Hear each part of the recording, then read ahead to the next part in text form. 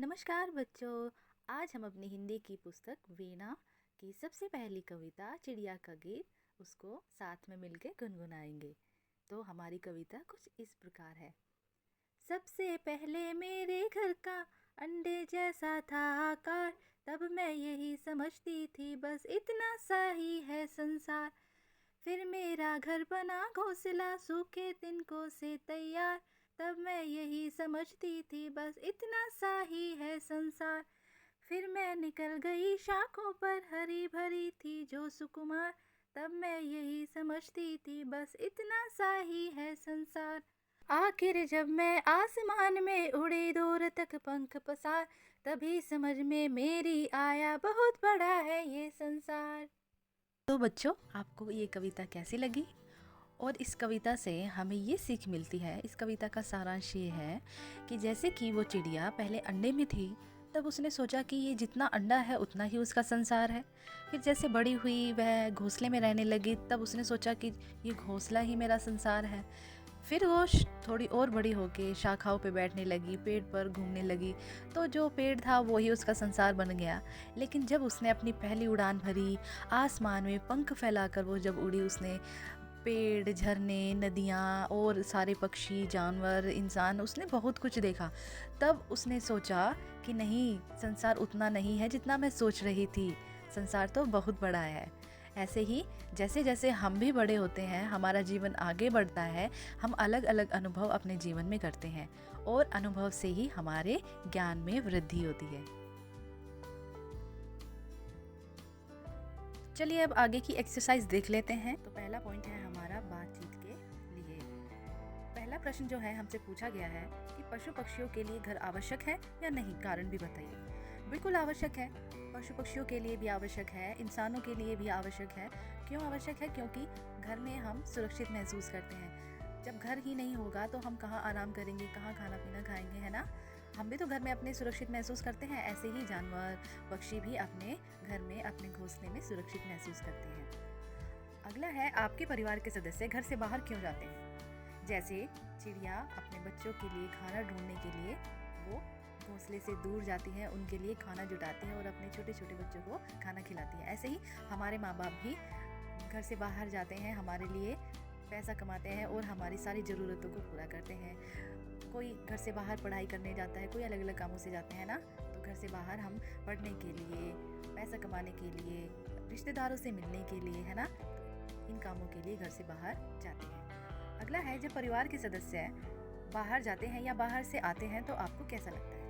तो जब परिवार के सदस्य घर से बाहर जाते हैं तब हम उनको बेस्ट विश करते हैं और थोड़ा सा सैड हमें फील होता है ना, क्योंकि जब हम साथ में रहते हैं तो बहुत खुश होते हैं। लेकिन हम अपने परिवार के सदस्य का इंतज़ार करते हैं, जब वो आते हैं तब हम बहुत खुश होते हैं। अगला है, जब कोई अतिथि आपके घर आता है या आप किसी संबंधी के यहाँ जाते हैं तो आपको कैसा लगता है?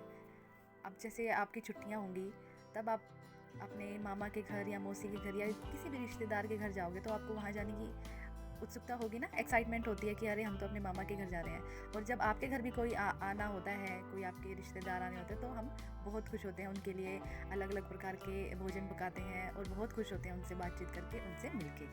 अगला है, क्या आपको लगता है कि पक्षियों की तरह हम भी धीरे धीरे बड़े होते हैं और फिर उनकी तरह ही संसार देखते हैं? अपने अनुभव साझा कीजिए। जी हाँ, बिल्कुल, हम भी तो पक्षियों की तरह ही बड़े होते हैं। विकास की ये जो स्टेज होती है, वृद्धि की जो स्टेज होती है, वो तो सब में ही आती है। तो जो छोटे छोटे जो पक्षी होते हैं वो भी हमारी तरह ही बढ़ते हैं। पहले अंडे में होते हैं, फिर अंडा जब टूटता है तो वो बाहर निकलते हैं, फिर धीरे धीरे उनका शरीर बढ़ता है, फिर वो उड़ान भरते हैं। ऐसे ही हम भी कभी बहुत छोटे बच्चे होते थे, आप भी जैसे छोटे बच्चे हो, आप भी धीरे धीरे बड़े होते जाओगे, है ना। स्कूल से कॉलेज जाओगे, कॉलेज करने के बाद आप जॉब करोगे या फिर आपकी जो भी इच्छा है आप वो बनोगे। तो ऐसे ही पक्षियों की तरह ही हम भी धीरे धीरे बड़े होते हैं। अगला है, कविता की बात। कविता के बारे में क्या पूछा है? नीचे दिए गए प्रश्नों में 4 विकल्प दिए गए हैं, प्रश्नों के उत्तर में एक से अधिक विकल्प सही हो सकते हैं। ओके, तो हमसे क्या पूछा है? घोंसले से संबंधित उपयुक्त वाक्य को चिन्हित कीजिए। घोंसला पक्षियों का घर होता है। बिल्कुल, पक्षियों का घर होता है।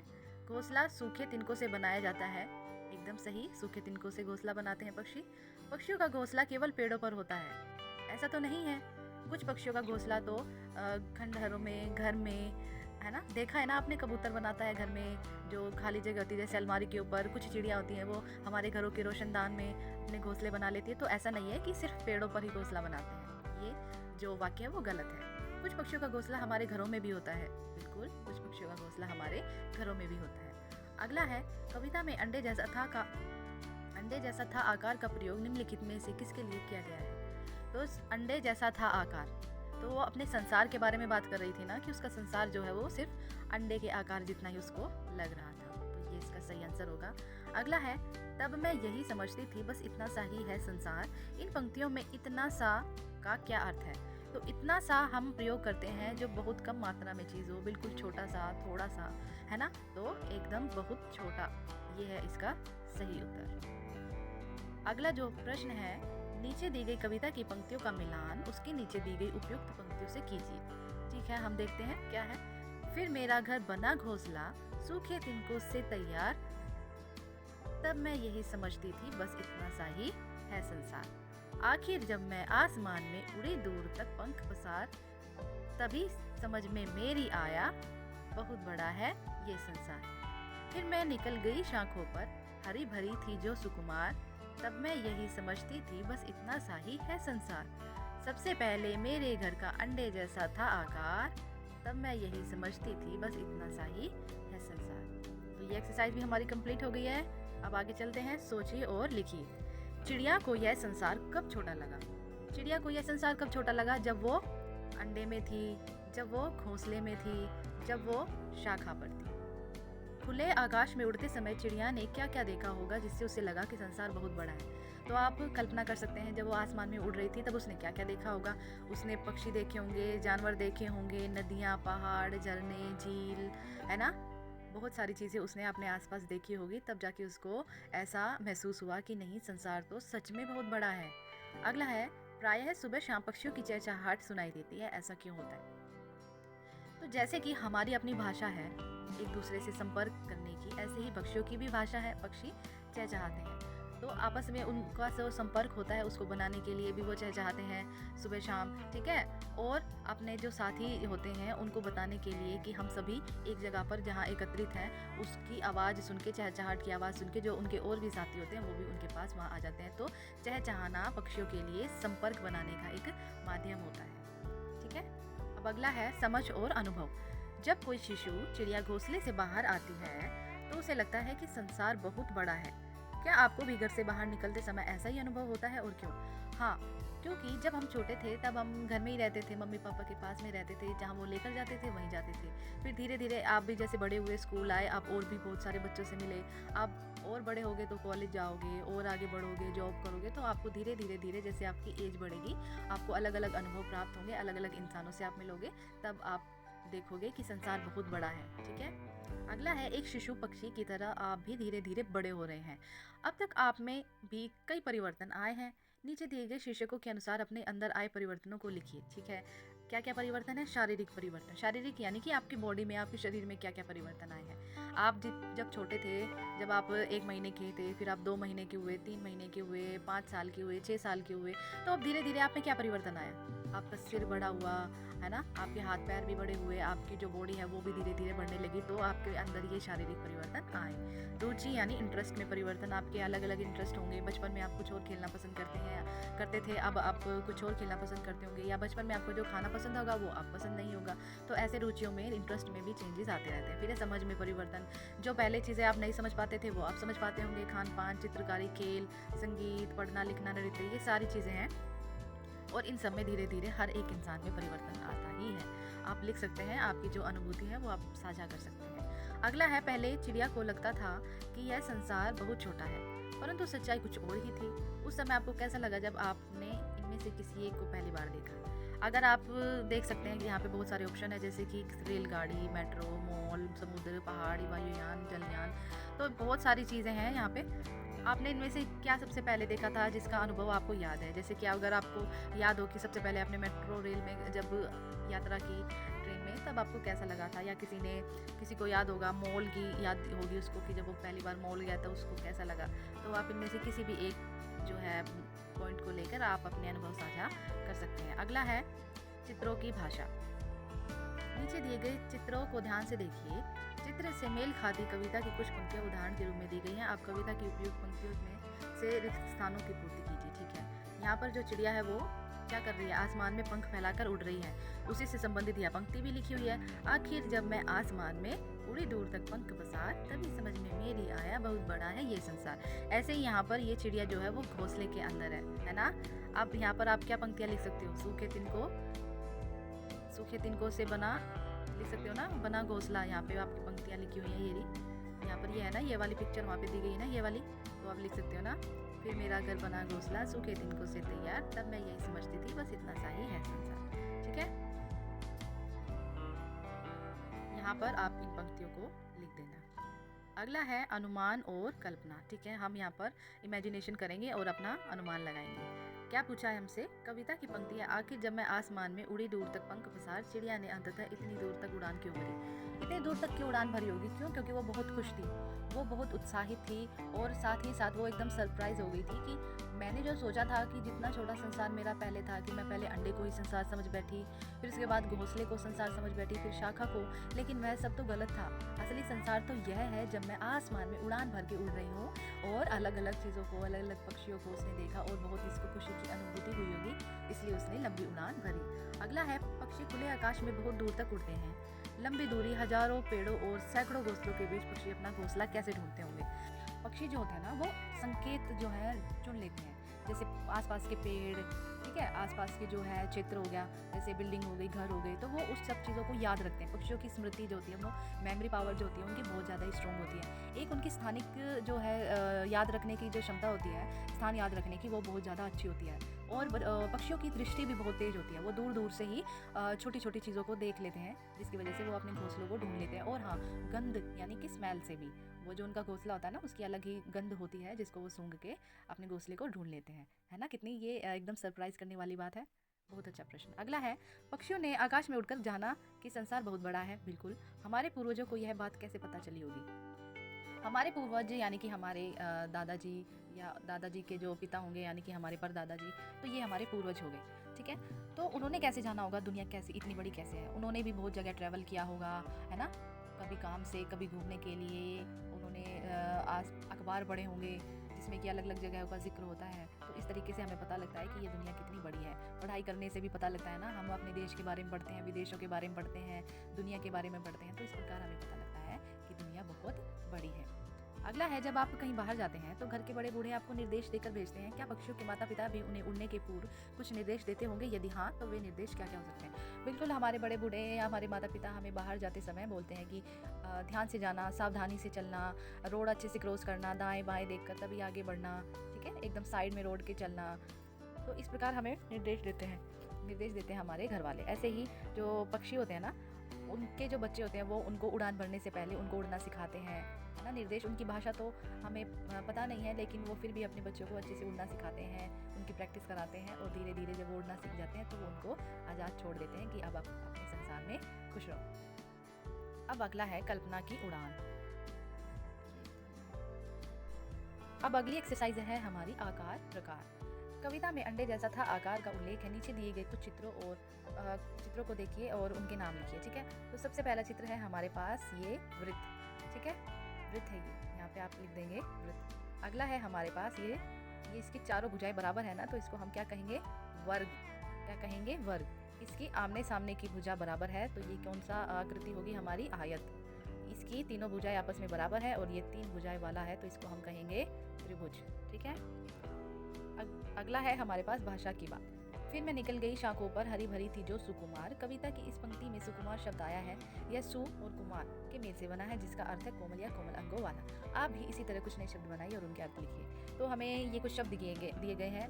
इसमें जो ये सु लगा हुआ है ना आगे, ये एक उपसर्ग की तरह काम करता है, और जो सु होता है उस अगर वो किसी शब्द के आगे लग जाए तो उससे हमें पता लगता है ये किसी अच्छी चीज़ के लिए, ये एक कुछ बढ़िया चीज़ है जिसके लिए वो यूज़ किया गया है ना। एक तो होता है सु और एक कु यानी कि बैड थिंग्स के लिए, जैसे कुकर्म यानी कि कुछ बुरा काम कर दिया, और सुकर्म यानी कि अच्छा काम। ठीक है, ऐसे यहाँ पे दिया हुआ है ना, सुकुमार, सुकुमार कोमल अंगों वाला। सुयोग्य यानी कि सुयोग्य, यानी कि जिसकी अच्छी योग्यता हो उसको सुयोग्य बोलेंगे। एकदम जो किसी काम को करने के लिए एकदम फिट हो उसको सुयोग्य बोलेंगे। सुयश यानी कि बुद्धि, तो इंटेलिजेंट जो पर्सन होगा उसको बोलेंगे, अच्छी बुद्धि के साथ जो व्यक्ति होगा उसको सुयश बोलेंगे।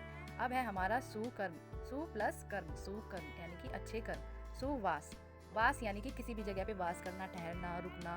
तो सुवास यानी कि कोई अच्छी जगह पर हम ठहरे हुए हैं या रुके हुए हैं। सुदर्शन, तो यहाँ लिखेंगे हम सुदर्शन, सुदर्शन यानी कि अच्छे दर्शन।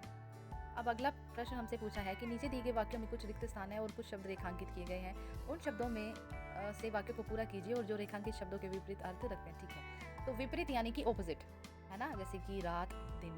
तो ऐसे ही हमारे पास ये लिखे हुए हैं सूखा। अब सूखा के नीचे अंडरलाइन है तो हमें समझ जाना चाहिए सूखा का विपरीत हमें पता होना चाहिए। सूखा, इसका विपरीत होगा गीला। तो सूखा और गीला कचरा अलग अलग डिब्बों में डालें। अगला है दिल्ली मेरे घर से डैश है लेकिन गुवाहाटी पास में है। पास के नीचे अंडरलाइन है और पास का हमें विपरीत बताना है। पास का विपरीत क्या होगा? दूर। यहाँ पे हम लिखेंगे दूर। अगला है अनवर कब डैश और कब गया पता ही नहीं चला। तो गया के नीचे अंडरलाइन है तो गया का ही विपरीत बताना है। गया का विपरीत आया। तो अनवर कब आया और कब गया पता ही नहीं चला। अगला है कोई भी काम ना तो बड़ा होता है और ना ही छोटा होता है। बड़े का ऑपोजिट विपरीत छोटा। अब है नेक्स्ट, आइए अब एक रोचक संवाद पढ़ते हैं। संवाद यानी कि ये जो दोनों लड़कियां आपस में क्या कर रही हैं, बात। आप लोग जब आपस में कुछ बात करते हैं तो उसे संवाद कहेंगे। सलमा तुम्हें कितने पैसे चाहिए? जितने पैसे राजू को मिले। तुम्हें उतने नहीं मिल सकते। तो मुझे कितने पैसे मिल सकते हैं? केवल 50 रुपए। नहीं, मुझे राजू जितने ही रुपए चाहिए। इतने पैसे तो ऐसे नहीं मिल सकते। तो फिर कैसे मिल सकते हैं? देखते हैं कैसे मिल सकते हैं। इतना सा, उतना सा, जितना सा और कितना सा का वाक्यों में प्रयोग कीजिए और उनके अर्थ भी समझाइए। फिर आपको राजू जितने रुपए मिल जाएंगे। अच्छा, तो देखते हैं क्या है। अब नीचे दिए गए शब्दों से वाक्य बनाकर सलमा की सहायता कीजिए। ठीक है, इतना सा। अब इतना सा यानी कि बहुत छोटा। ठीक है, उससे आपको वाक्य बनाना है। आप क्या वाक्य बना सकते हैं? जैसे आप अपने छोटे भाई को बोलते हैं ना कि तू इतना सा ही तो है और तू ये फुटबॉल खेलने की बात कर रहा है। ठीक है, और अगला क्या हो सकता है? उतना सा। उतना सा से आप क्या वाक्य बना सकते हैं? आप जैसे बोल सकते हैं कि जितना भाई ने खाना खाया उतना सा ही तो मैंने खाया था। अब अगला है जितना सा, इससे आप क्या वाक्य बना सकते हैं बताइए। अगला है कितना सा, तो इनसे आप अपने वाक्य बना सकते हैं। अगला है पाठ के आगे। पक्षी भोजन की खोज में घोंसले से बाहर उड़ते हैं। यह जानना रोचक होगा कि कौन सा पक्षी क्या खाता है। नीचे कुछ पक्षियों के नाम दिए गए हैं, पता कीजिए कि वे क्या खाते हैं। ठीक है, पक्षियों के नाम और पक्षियों का भोजन हमें यहाँ पर लिखना है। तो पहला है बाज। बाज क्या खाता होगा? बाज जमीन पर छोटे छोटे क्या बोलते हैं उनको, जैसे मेंढक खा लिए है ना, सांप खा लिया, और जो छोटे छोटे जीव होते हैं उनको खा लेता है बाज। तो ये यहाँ पर हम लिख सकते हैं। हंस, हंस तो जो जल के अंदर जो शैवाल, पेड़ पौधे, मछली हो गई, यही सब खाता है। तोता, तोता हरी मिर्ची खाता है, बाजरा या फिर जो दाने हम तोते को डालते हैं वो खाता है। फिर है बगुला। बगुला भी जो है हमारे पानी के अंदर जो जीव होते हैं उनको खाता है, मछली खा लेता होगा, या फिर पेड़ पौधे जो शैवाल होते हैं उनको खाता है। कबूतर, उल्लू। कबूतर क्या खाता है? कबूतर भी दाने ही चुगता है। और उल्लू, उल्लू भी जो जंगल के अंदर जो छोटे छोटे कीट पतंगे होते हैं ना, उनको ही उल्लू खाता है। अब अगला हम देखते हैं क्या है, आनंदमयी गतिविधि। आनंदमयी गतिविधि में हम देख लेते हैं क्या है हमारे पास। नीचे दिए गए अक्षरजाल में पक्षियों के नाम खोजिए और उनके बारे में जानकारी एकत्रित कीजिए। तो पहला हमें बनाकर दिया हुआ है नीलकंठ, ऐसे ही हमें ढूंढना हो। तो ये हमें पहले ही नंबर पे मिल गई मैना। अगला क्या मिले हमें? बुलबुल। यहाँ पर क्या है हमारे पास? कबूतर। ये मिल गया तीतर। ये मिल गया बाज, है ना। और आपको कोई दिख रहा है? एक ही हमारे पास चिड़िया आ गई, गौरैया। ठीक है, इस तरीके से आप इनको यहाँ पर लिख देना, फिल कर देना। अगला है, जब शिशु पक्षी चहचहाएंगे तो एक मधुर ध्वनि सुनाई देती है। आइए हम इन शिशु पक्षियों की तरह चहचहाएं। ये आप एक्टिविटी कर सकते हैं। ठीक है, सभी बच्चे अपनी एक हथेली अपने होठों पर रखें, सभी मिलकर ची ची की ध्वनि निकालें। आपको लगेगा कि आप ही पेड़ की शाखाओं से शिशु पक्षी बनकर यह ध्वनि निकाल रहे हैं। बस पक्षियों की चहचहाहट सुनिए और आनंद लीजिए। ठीक है, इस तरीके से आप, जैसे ये बच्चा कर रहा है ना, यहाँ पे ध्वनि निकाल रहा है ना, तो इस तरीके से आप खेल सकते हैं पक्षियों की तरह चहचहा कर। अगला हमारा प्रश्न है, नीचे पशु पक्षियों से संबंधित कुछ पहेलियाँ दी गई हैं। पहेलियों का उपयुक्त चित्रों से मिलान करना है। ठीक है, पहली हमारी पहेली है, पंखों में नाखून हो रखता, रात अंधेरे में ही उड़ता, दिन में न मैं भोजन पाऊँ, उल्टा होकर के सो जाऊँ। उल्टा होकर के तो एक ही जो पक्षी है वो सोता है, जो होता है बैट यानी कि चमगादड़। ठीक है, अगला है पत्तों जैसा उसका रंग। पत्तों का कैसा रंग होता है? हरा। कुतर कुतर खाने का ढंग, घरों में भी पाला जाता, नाम बताओ उसका क्या था?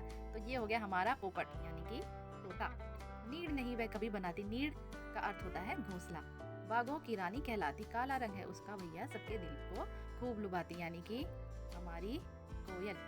ठीक है। अब अगला है दिन भर सूरत नहीं दिखाता, रात को लांचे भरता और समझता ऐसा जैसे सूरज उससे डरता। ये है हमारा उल्लू, क्योंकि उल्लू रात में जागता है और दिन में सोता है। ठीक है। अब अगली एक्सरसाइज है हमारी फटाफट बोलिए। नीचे कुछ रोचक और चुनौतीपूर्ण पहेलियां दी गई हैं, शीघ्रता से उनका उत्तर दीजिए। परिवार हरा, हम भी हरे, एक थैली में 3-4 भरे। तो इसका आंसर क्या होगा बताओ? इसका आंसर होगा मटर। फिर है अगला, एक लाठी की अजब कहानी, उसके भीतर मीठा पानी। लाठी जैसा और उसके अंदर मीठा पानी हो, तो ऐसा तो एक ही हमारे पास है उत्तर, वो है गन्ना। एक पक्षी ऐसा जिसकी दुम पर पैसा। दुम यानी कि पूंछ। और ऐसा कौन सा पक्षी है जिसकी पूंछ पर पैसे जैसे जो है चिन्ह बने हैं? वो तो हमारा पक्षी मोर ही है। मोर जो है वो हमारे देश का राष्ट्रीय पक्षी भी है, तो आपको ये पता होना चाहिए। अगला है लाल डिबिया पीले खाने, भीतर रखे मोती के दाने। लाल डिबिया के अंदर पीले खानों में मोती के दाने। लाल डिबिया यानी कि हमारा अनार। ठीक है। अगला है जाती हूँ मैं हर जगह पर हिलती नहीं किसी भी तरह। ये तो हमारी सड़क ही है, जो कि हर जो है जगह हमें पहुंचाती है, लेकिन सड़क खुद अपने आप नहीं हिलती। ठीक है। अगला है हमारा मती की उड़ान। मती के बारे में हम जानते हैं क्या है। आइए मिलते हैं भारत की पहली महिला पायलट सरला ठकराल। ओके, तो भारत की पहली महिला पायलट कौन थी? सरला ठकराल। इन्हें प्यार से मती कहा जाता था, तो इनका जो निकनेम है वो मती था। जैसे आपको भी घर में कुछ और नाम से बुलाते होंगे ना, जो आपका स्कूल में नाम है उससे हटके कुछ और नाम से आपको घर में प्यार से बुलाते होंगे, ऐसे ही सरला ठकराल को घर में प्यार से मती कहते थे। इनका जन्म 1914 में दिल्ली में हुआ था। कहाँ की थी ये? दिल्ली की थी। सरला ठकराल मात्र 21 वर्ष की आयु में पायलट का लाइसेंस पाने वाली पहली भारतीय महिला बनी।